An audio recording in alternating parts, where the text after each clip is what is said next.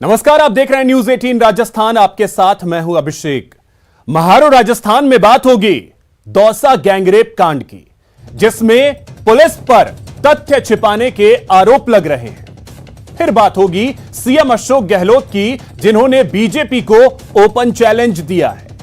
साथ ही बात होगी मार्च में रिकॉर्ड तोड़ गर्मी की, और आपको मिलवाएंगे थार सुंदरी से।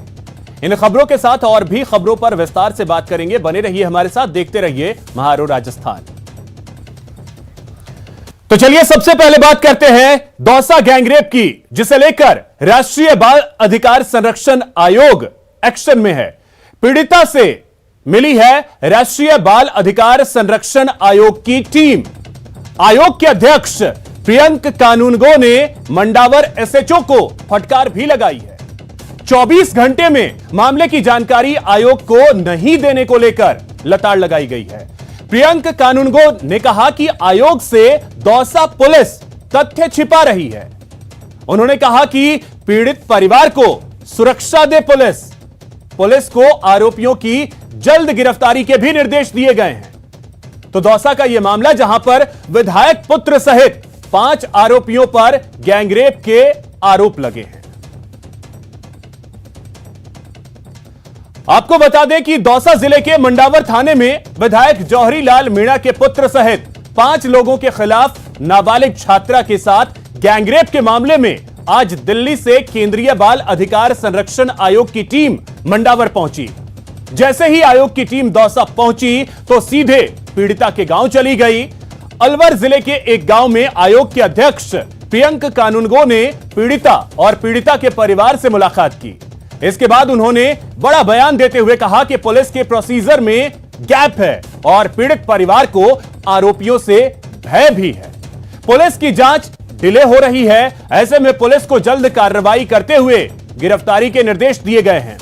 उन्होंने कहा कि शनिवार को यह बता दिया गया था कि वे सोमवार को पीड़ित परिवार से मिलेंगे।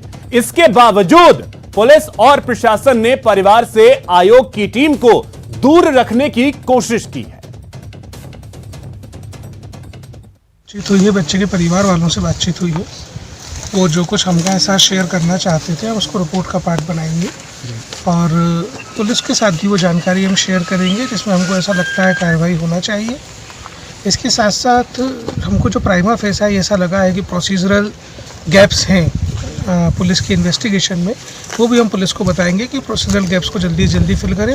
आरोपियों की गिरफ्तारी को लेकर के परिवार का कहना ये है कि आरोपी की गिरफ्तारी नहीं हुई है, इस कारण उनको भय है। पुलिस को हम ये ताकीद करेंगे कि उनको सुरक्षा प्रदान की जाए और आरोपियों को जल्दी जल्दी गिरफ्तार किया जाए। क्या लगता है कोई धमकी मिल रही है पीड़िता के परिवार को? डेफिनेटली उन्होंने ऐसा कहा है कि उनको भय है, तो अगर भय है तो पुलिस को उनको सुरक्षा देना उनका काम है। उनको सुरक्षा मिले ये सुनिश्चित करने के लिए हम पुलिस को लिखेंगे। अभी तक गिरफ्तारी नहीं हुई सर, 4 दिन से ऊपर हो गया एफआईआर दर्ज हुए। देखिए, गिरफ्तारी भी नहीं हुई है और जब मैं आया हूँ तब हमको हमारी जांच को भी डिले करने की कोशिश की गई। आज ही बच्चे को 164 के स्टेटमेंट के नाम पे ले गए, सुबह 9:30 बजे ले गए, दिन में 2:30-3 बजे वापस लेके आए। ये सभी चीज़ें हैं जो हमारी रिपोर्ट का पार्ट बनेंगी। तो आयोग इस पर कुछ संज्ञान लेगा? डेफिनेटली आयोग अपनी रिपोर्ट में इन सब चीज़ों का संज्ञान लेते हुए इन सब तथ्यों को शामिल करेगा। हमको परिवार से बात करने के बाद ये समझ में आया कि पुलिस तथ्यों को आयोग तक आने से छुपाना चाहती थी। तो अधिक जानकारी के साथ सहयोगी आशीष दौसा से हमारे साथ जुड़ गए। आशीष, सबसे पहले तो अभी तक का अपडेट आपसे जानना चाहेंगे। बिल्कुल, इस एफआईआर को दर्ज हुए आज 4 दिन बीत चुके हैं। आज चौथे दिन जो पीड़िता है उसको उसके गांव जो अलवर जिले में पड़ता है, उस गांव से महुआ के जो कोर्ट है वहां पर लाया गया था और 164 के बयान दर्ज कराए गए हैं। एक तो पुलिस के द्वारा ये कार्य किया गया है, साथ ही दिल्ली से राष्ट्रीय बाल अधिकार संरक्षण आयोग की टीम यहाँ पर पहुंची और उन्होंने पुलिस अधिकारियों से पूरे मामले की प्रोग्रेस रिपोर्ट ली है। साथ ही पीड़िता और पीड़िता के परिवार से मुलाकात की है। इस दौरान जो पीड़िता के परिवार ने सुरक्षा का खतरा बताया है, भय बताया है आरोपियों से। इस मामले में जो आयोग की टीम है उन्होंने पुलिस अधिकारियों को सुरक्षा देने के निर्देश दिए हैं, साथ ही जल्द ही गिरफ्तारी करने के आश्वासन दिया है, निर्देश दिए हैं। इसके अलावा जो आयोग की टीम ने भी दौसा पुलिस पर गंभीर आरोप लगाए हैं। इनका कहना है कि दौसा पुलिस इस पूरे मामले में आयोग से तथ्य छुपा रही है और आयोग की टीम को जो पीड़ित परिवार है इससे मिलने से भी रोक रही थी। इस तरह की आरोप लगाए गए हैं। साथ ही ये कहा गया है कि जो पुलिस की इन्वेस्टिगेशन है उसमें गैप है, इस गैप को भी पूरा करने के लिए पुलिस अधिकारियों को निर्देश दिए जाएंगे। इस तरह की बातें आयोग की टीम के द्वारा कही गई हैं। फिलहाल पूरे मामले की दौसा एसपी अनिल बेनीवाल की बात करें तो उनका स्पष्ट कहना है कि बहुत गंभीर मामला है, गंभीर धाराओं में मुकदमा दर्ज है। ऐसे में पूरे मामले की जांच की जाएगी, चाहे जांच में 2 दिन का समय अधिक लग जाए, लेकिन जो दोषी होगा उसको गिरफ्तार किया जाएगा और जो निर्दोष होगा उसको नहीं फंसाया जाएगा। स्पष्ट बात उन्होंने ये कही है। इस तरह का आज का घटनाक्रम ये पूरा रहा है। जी आशीष, तो अब एक बात जो कही गई है बाल संरक्षण आयोग की तरफ से कि जांच में गैप है, वो गैप किस तरीके का है अगर आयोग को ऐसा लगा तो? साथ ही बात यह भी कि तथ्य छिपाने की कोशिश हुई, किस तरह के तथ्य छिपाए जा रहे हैं जिसको लेकर के अगर उन्होंने जिक्र किया हो?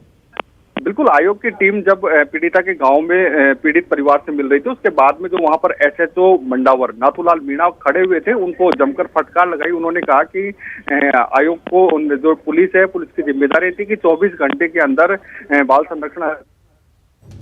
चलिए ठीक है आशीष, बहुत शुक्रिया आपका तमाम जानकारी के लिए। एक और बड़ी खबर आपको बता दें, विधानसभा के बजट सत्र का समापन हो गया है। अनिश्चितकाल के लिए सदन की कार्यवाही स्थगित कर दी गई है।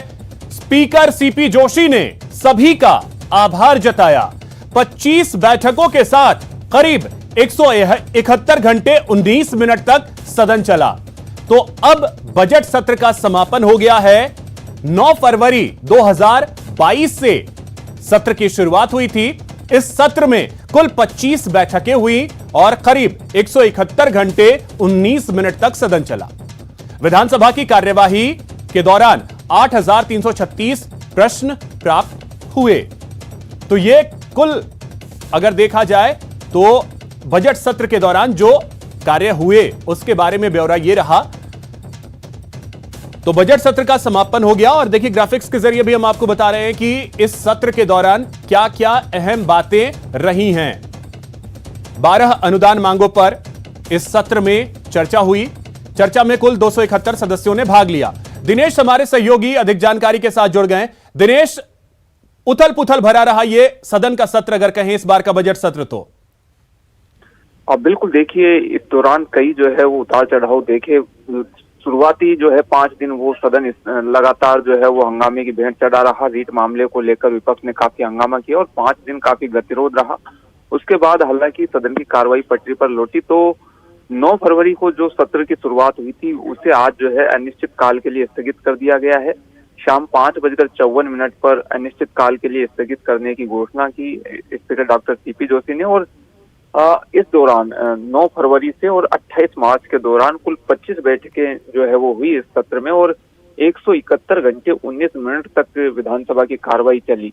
तो एक अच्छा कामकाज जो है वो सदन में रहा और पूरी समीक्षा जो है वो स्पीकर डॉक्टर सीपी जोशी ने सदन में रखी कि पूरे सत्र के दौरान कितने प्रश्न आए, कितने ध्यानाकर्षण आए, कितने स्थगन प्रस्ताव आए, उनकी अगर एक-एक की अगर चर्चा की जाए तो प्रश्नों की अगर बात की जाए। चलिए, बहुत शुक्रिया दिनेश आपका तमाम जानकारी के लिए।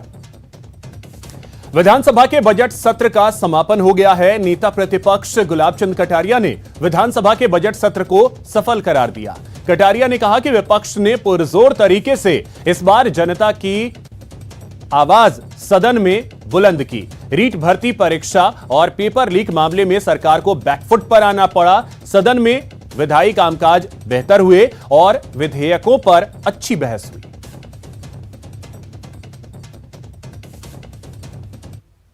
सबसे बड़ी जो रीट के बारे को लेकर के 4-5 दिन तक जो गतिरोध हमारी तरफ से रहा था और उसके लिए हमने अंत तक प्रयास किया था कि उन सब बच्चों के साथ न्याय हो। परीक्षा निरस्त हुई है, वो एक नया कानून लेकर के भी आए हैं, थोड़ा उस कानून के आधार पर करेंगे। बाकी सारा का सारा सत्र अच्छे ढंग से चला है। मैं सोचता हूँ मैक्सिमम काम हुआ है ना। उसके बाद तो क्वेश्चन भी लग रहा है और क्वेश्चन इतने प्रश्न नियमित रूप से एक तरह से सदन में आना और उस पर चर्चा होना, मैं सोचता हूँ ये पहली बार हुआ है रिकॉर्डेड इतने क्वेश्चनों का सवाल जवाब हुआ है। बाकी सारे भी स्थगन प्रस्ताव भी पर्याप्त संख्या में लगे हैं। अब की बार पहली बार 131 जो है वो बहुत हाउस में डिस्कशन के लिए मौका मिला है। और मिला करके मतलब ये कहा जा सकता है कि इस बार का सत्र पक्ष के लिए भी और विपक्ष के लिए भी पूरी अपनी बात को रखने के लिए पर्याप्त समय भी मिला और अपनी बात अपनी पूरी। अब बात बीजेपी को सीएम अशोक गहलोत के चैलेंज की। उन्होंने बीजेपी पर प्रहार करते हुए कहा कि बीजेपी को जीत का घमंड हो गया है और आने वाले चुनाव में जनता सबक सिखाएगी। साथ ही उन्होंने कहा कि बीजेपी के 25 सांसदों को जितवाकर जनता पछता रही है। पानी कुछ नहीं हो सकता है। आज जल जीवन मिशन चल रहा है, तो पानी का सोर्स नहीं होगा तो गर्म पानी जाएगा कैसे? ये बहुत बड़ी प्रॉब्लम पैदा होगी। अभी से ही हर व्यक्ति को चाहिए कि पानी बचाने का काम करे। जैसे पुराने जमाने में घरों में टांके होते थे और बरसात का पानी इकट्ठा होता था, उसको पाले पानी कहते थे, साल भर पीने का काम आता था। वो जमाना भी देखा हमने। तो मैं समझता हूँ कि अभी कृषि का अलग बजट पेश किया, किसानों के लिए अलग छूट दी हमने, उनके कर्जे माफ किए। पहले करीब 14,000 करोड़ रुपए के हम लोगों ने 20 लाख किसानों को फायदा मिला, तो कोई कमी नहीं रही। बिजली के बिल उनको कम हो गए। अब तो करीब 5.5 लाख किसानों को बिजली बिल आ ही नहीं रहा है, क्योंकि हमने 1,000 रुपये प्रति महीना उनको अनुदान दिया है उसके लिए। तो कोशिश कर रहे हैं कि बूंद बूंद खेती हो, फव्वारा खेती हो, जिससे कि पानी बचे। आपको विपक्ष के नेताओं को मैंने कहा है कि खाली आप वक्तव्य देते हो तो आरोप लगा दो सरकार पर, इसकी बजाय कम से कम आप हमारे साथ चलो, प्रधानमंत्री महोदय से मिलते हैं। ERCP जो हमारी योजना है पूरी राजस्थान के लिए 13 जिलों की, वहाँ सिंचाई भी होगी, पीने के पानी में आएगा। उनको पूरा करने के लिए राष्ट्रीय योजना घोषित करवाओ उसको। प्रधानमंत्री ने वादा किया था जयपुर में अजमेर की मीटिंगों के अंदर, तो ये तमाम दबाव में डाल रहे हैं। तो मुझे अफसोस होता है कि कोई वादा किया प्रधानमंत्री जी ने, उसके बाद में एक राष्ट्रीय परियोजना 16 है देश के अंदर, तो 17वीं करने में क्या तकलीफ आ रही है? सांसद वे समझता हूँ कल तो जाके मिले प्रधानमंत्री जी से, स्टेट वाइज मिल रहे होंगे वो उनके पार्टी का प्रोग्राम होगा। तो जो आवाज बुलंद करनी चाहिए 25 सांसदों को। मेरा मानना अगर 25 सांसद नेता प्रतिपक्ष यहाँ के बीजेपी का अध्यक्ष ये फालतू में स्टेटमेंट देते रहते हैं, ट्वीट करते रहते हैं। ट्वीट करने का भी एक तरीका होता है कि क्या लैंग्वेज लिखते हो, क्या मीनिंग निकलता है, क्या उसमें तथ्य है, उसके बगैर भी ठोकते रहते हैं। हम भी देखते हैं, चलो करने तो कोई बात नहीं, वो करो अपने हिसाब से, पर आप कम से कम जो राजस्थान की प्रॉब्लम्स हैं, पानी की है या बिजली की है, कोयले की है, कोई प्रॉब्लम हो उसको उठाओ कम से कम। आप लोग उठा ही नहीं रहे कोई मांगों को। तो राजस्थान के 25 सांसद को जिता के जनता अब पश्चाताप कर रही है। इनको सबक सिखाएगी अगले चुनाव के अंदर। इनको भ्रम नहीं होना चाहिए कि 5 राज्यों में 4 चुनाव जीत गए तो सब कुछ इनको मिल गया है। डेमोक्रेसी के अंदर कब जनता का मिजाज बदल जाए मालूम नहीं पड़ता, ये हमने अनुभव से देखा है। जब जनता का मूड बदलेगा ना, आज महंगाई बहुत भयंकर है, बेरोजगारी तो हाहाकार मचा हुआ देश के नौजवानों के अंदर, उनको एहसास हो जाएगा खाली ये हिंदुत्व की और राष्ट्रवाद की बात करके लोगों को भरमा रहे हैं, इनकी बातों में दम नहीं है, शासन नहीं कर रहे, खाली वोट लेने के लिए हिंदुत्व की बात करते हैं, वोट लेने के लिए राष्ट्रवाद की बात करते हैं। क्या हम लोग राष्ट्रवादी नहीं है क्या? देशवासी राष्ट्रवादी नहीं है क्या? इनकी पोल खुलेगी तब झटका लगे तो मालूम पड़ेगा इन लोगों को। 5 राज्यों को वो पहले हम लोग कह रहे थे चुनाव में 125 दिन तक इन्होंने दाम नहीं बढ़ाए। पहले भविष्यवाणी हो रही थी जैसे चुनाव खत्म हुए नहीं और ये दाम बढ़ाने लगेंगे। आप देख रहे हो दाम बढ़ने लग गए। जनता इन बातों को समझती है, इनकी कथनी में करने में कितना बड़ा अंतर है। समय आने पर इनको झटका देगी जनता, ये समझ नहीं पाएंगे क्या हो गया। कृषि एक्सपो को संबोधित करते हुए मुख्यमंत्री अशोक गहलोत ने सौगातों का पिटारा खोल दिया। उन्होंने जोबनेर को बाईपास की एक बड़ी सौगात दी। इसके साथ ही उन्होंने कहा कि चिरंजीवी योजना के तहत आने वाले 1,33,00,000 परिवार की महिला को सरकार की ओर से एक मोबाइल निःशुल्क दिया जाएगा।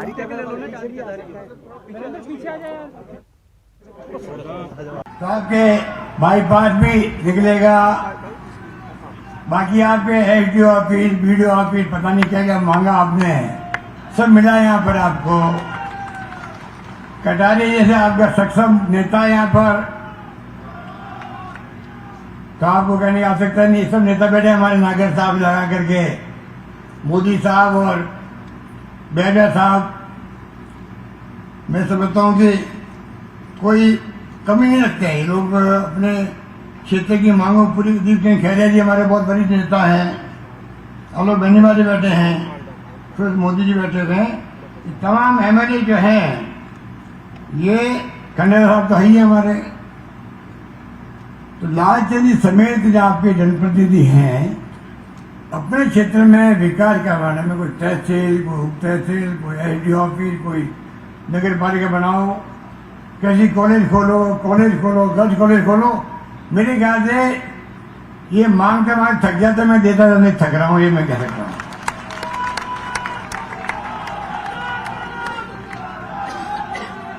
इस प्रकार से राजस्थान की सरकार ने जो बीड़ा उठाया है उसमें आप देख सकते हो कि हमने बीमा भी जो है स्वास्थ्य सेवाओं में राजस्थान नंबर 1 है देश के अंदर।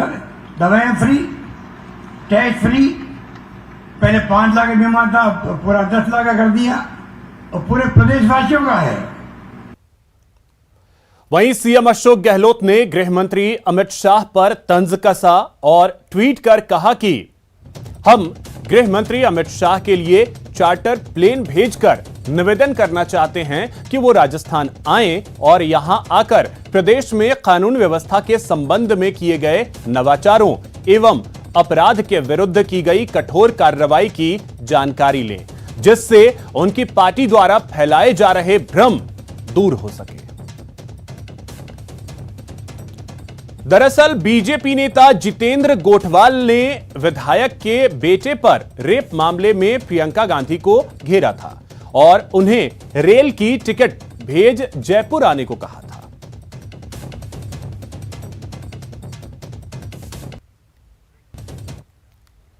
यहां रुकेंगे एक छोटे से ब्रेक के लिए। ब्रेक के बाद देखिए रास्ते को लेकर खूनी जंग।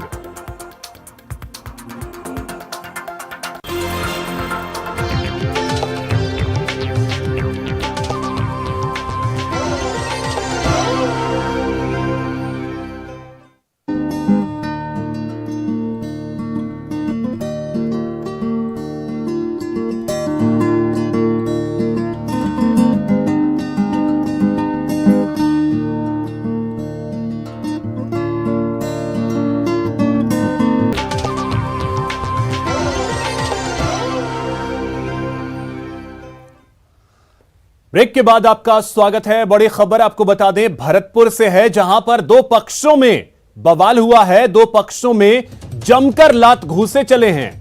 पार्किंग को लेकर यह झगड़ा हुआ, यह बताया जा रहा है।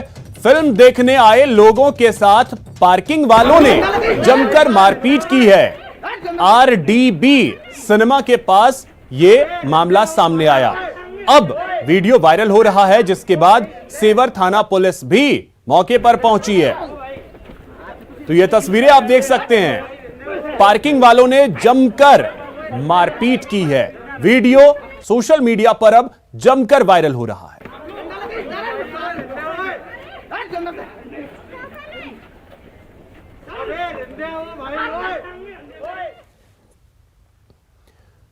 उधर कोटा के गोठरा कला गांव में रास्ते को लेकर दो पक्षों में खूनी संघर्ष हो गया। एक पक्ष के लोगों ने दूसरे पक्ष के लोगों पर डंडों से हमला कर दिया, जिसमें महिला समेत 3 लोग घायल हो गए।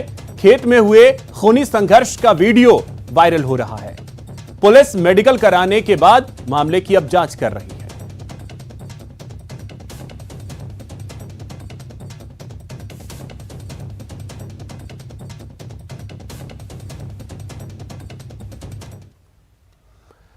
दौसा के लालसोट में निजी अस्पताल के बाहर प्रसूता की मौत के बाद जमकर हंगामा हुआ। मृतका के परिजनों ने शव को अस्पताल के गेट पर रखकर प्रदर्शन किया।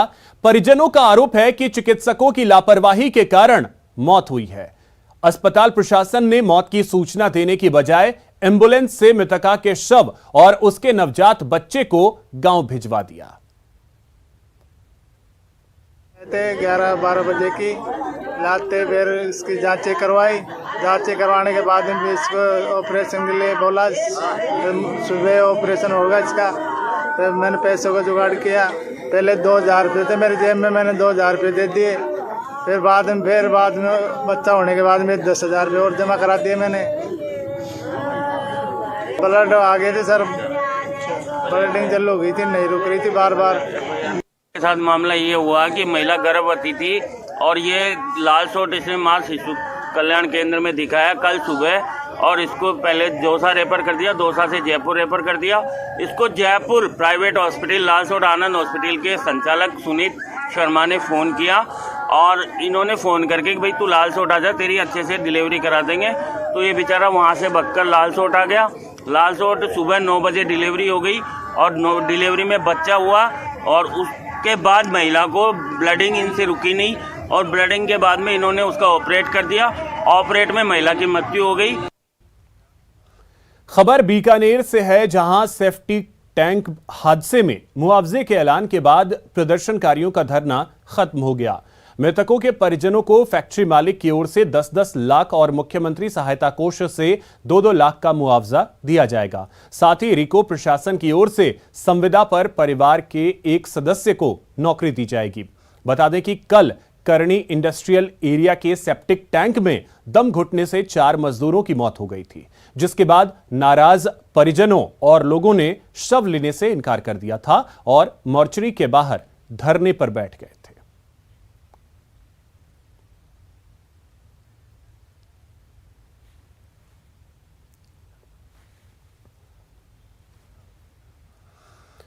झुंझुनू के नवलगढ़ क्षेत्र में आवारा कुत्ते का आतंक देखने को मिला। घर में बैठे बुजुर्ग को कुत्ते ने इस तरह नोच डाला कि गंभीर हालत में बुजुर्ग को जयपुर रेफर करना पड़ गया। जानकारी के मुताबिक बुजुर्ग अपने घर में बैठा था। इसी दौरान गांव के एक आवारा कुत्ते ने आकर बुजुर्ग पर अचानक हमला कर दिया।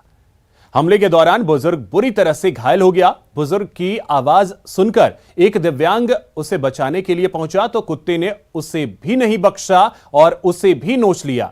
बाद में गंभीर हालत में बुजुर्ग को इलाज के लिए जयपुर रेफर किया गया। घर के अंदर अकेला बैठा है और बाकी का आदमी आपके खेत में काम कर रहा है। अचानक एक आवारा कुत्तो आयो, आके एकदम से आने मतलब पूरा नोच के खाए। माने 5-7 मिनट बाद में मतलब थोड़ी बहुत ही आवाज़ को पता चले था मैं बाकी आया। एक लड़को, एक विकलांग लड़को हाथ से वो भी कुत्ता ने को कान पकड़ रखे हो, वो भी ने भी मतलब 2-3 जगहों काटे। और भी का बात के माने मेरे का घूम के बिकन गया, बाद में वो कुत्तो भाग गया। खबर करौली से है, जहां रीट के अभ्यर्थियों ने सीएम गहलोत को खून से खत लिखा है। कंचनपुरा निवासी अंतर सिंह ने रीट भर्ती परीक्षा को बहाल करने के साथ हाईकोर्ट में 29 मार्च को होने वाली सुनवाई में मजबूत पैरवी करने की मांग की है। उन्होंने आरोप लगाया कि कम अंक वाले अभ्यर्थियों के कारण रीट भर्ती परीक्षा निरस्त की गई, जिससे मेहनतकश और परीक्षा पास करने वाले अभ्यर्थियों का नुकसान हुआ है।